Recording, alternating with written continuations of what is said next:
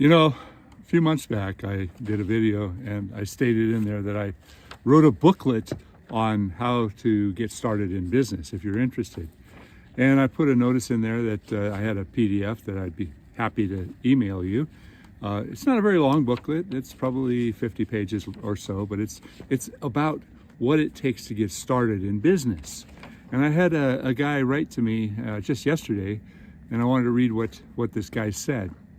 He said, I just read your comment that directed me here, and I was wondering if you could share that booklet with me. I'd be happy to. Just send me an email to blairglenn@gmail.com.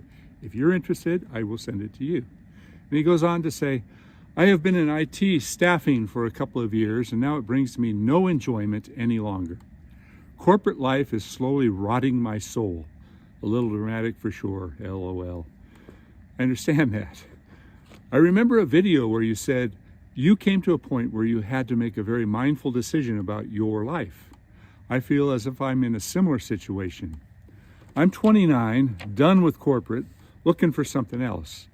I'm a bit worried that my age may have put me behind the power curve, as a lot of what I read online says that most climbers are done by the mid-30s. I'm 70 in about 4 weeks. Any insight, and the booklet especially, would be helpful. I know the first step is getting into Bartlett Tree Service, and they're hiring near me, but something has me so nervous about making that jump. All right, well, here's what I have to say about it. Business is business, and follow your dream. If you're not happy with what you're doing, you better find a path that makes it so that you enjoy your life. Because at the end of the day, if you think about it, your work experience represents a huge part of the time that you have in your life. If you spend your entire life behind a desk, behind a computer, or doing something that makes you unhappy, what's the point? I mean, everyone says, well, I need the money.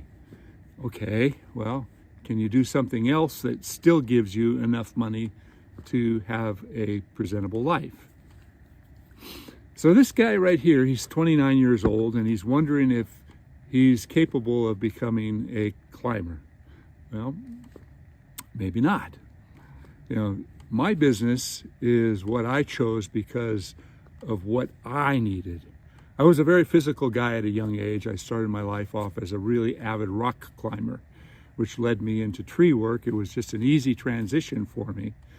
But then I realized that it's not just about the climbing. It's about understanding trees. It's about understanding business. It's about understanding people and projects and employees and insurance and taxes and licensing, and it goes on and on and on forever. So business is not easy, which comes to what my booklet is all about.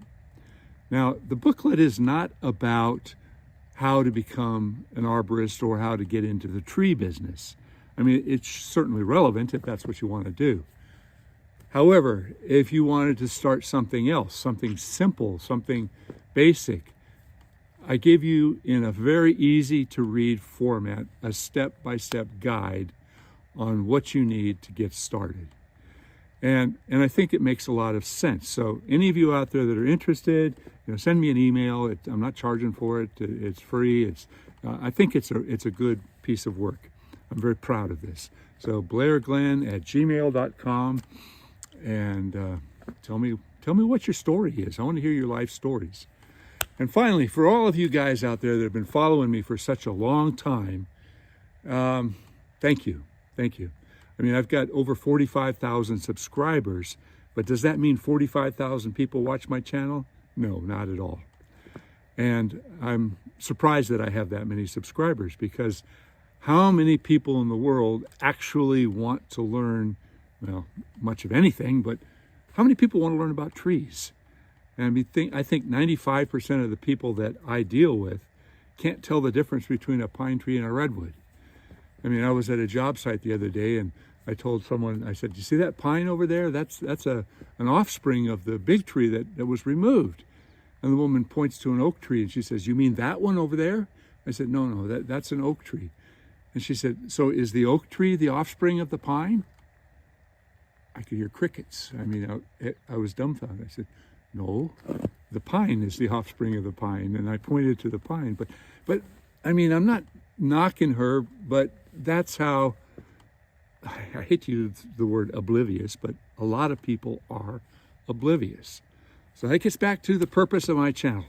I want to teach you out there about trees and tree care, how to understand what's right and what's wrong in our industry. And it doesn't mean that you have to be an arborist. It just has to mean that you care about your trees or trees in general and want to learn more about trees. So if you have not gone back in time and looked at this huge volume of work that I have produced, I invite you to do so. And I think you're going to see some really interesting changes in the way that I've produced my videos. And my first video was in 2007. So I've been at it for over 15 years now on YouTube. And the first videos that I did were primarily directed towards my clients. So I wanted to do informational videos that would explain problems or individual trees or things that I could forward in an email. And most of those were what I called photo narratives. I'd use my camera and I'd take a few dozen pictures and I'd put them into this program that I had that had them all dissolve and go gently together and make a nice little video. And then I would do a voiceover, just like that. I'd have a production ready to go. But then I decided that that wasn't good enough and I needed to do a little bit of video. And in the earliest videos, you'll see lots of music because I was watching everybody else's videos and thinking that's how it's got to be done. Well, music kind of detracted from the direction that I was trying to go. Some of them worked, some of them didn't work at all. It's a lot of effort to build those videos because it takes a lot of time to do the editing, and it kind of got me away from my main directive, my main direction that I'm trying to go forth with this channel. And that's just pure education on our subject matter. Now, I don't expect this channel to become huge at all, but when I get a couple thousand viewers in a couple of days, I mean, that tells me I've got a bit of an audience that's paying attention. You guys can help me out by spreading the word and passing it on to other people that are like-minded, that you believe will also want to learn about their trees, as well as information that can save people a lot of money.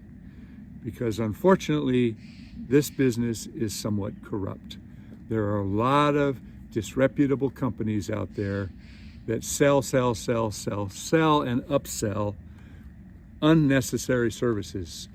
And I've gone into that before, but if you learn what your trees need and you learn to pay attention, you can make better judgment calls and not just take the opinion of somebody that you call out to give you a bid. Anyway, kind of a long-winded video here, but back to my original point. If you want the booklet, send me an email, Blair Glenn, 2 N's in Glenn, @gmail.com. Thanks a lot. Well, there's an unusual tree. I see it from time to time. It's a Norfolk Island pine. It doesn't even look like a pine to me, but that's what they call it. I need to know more about it. It's got some big cones way up there. It's more like a Araucaria. But what's interesting is I was called out here because the people are concerned that this tree is falling over. And there is indeed some cracking in the soil here. Some cracking back over there and some cracks up along this area. So it has shifted. Here's the interesting thing about it. It's very pitchy. Lots and lots of pitch. Big explosive areas of pitch coming out. Long running drips that are still pretty solid. And these hairs, I've never seen anything quite like this. These hairs of pitch. And this is, it just breaks up. Really interesting. You know, some of these hairs, I mean, look at this. I mean, it's like crispy. And it goes all the way up everywhere you look in this tree. And it doesn't have any really large limbs. It's just got these really small limbs. I know wood turners like this kind of wood. It makes it interesting wood turning because of the concentric knots on some of these branches. Pretty tree, evergreen tree, does not lose its needles. Not quite sure what to suggest on this one. Maybe just taking off this front side entirely. That may reduce some of the strain on it, but maybe not. Not that tall of a tree. It's about 35 feet tall or so, but it's rather bushy. So if the ground gets thoroughly saturated and the wind picks up, all that bushiness probably is what's pushing it down.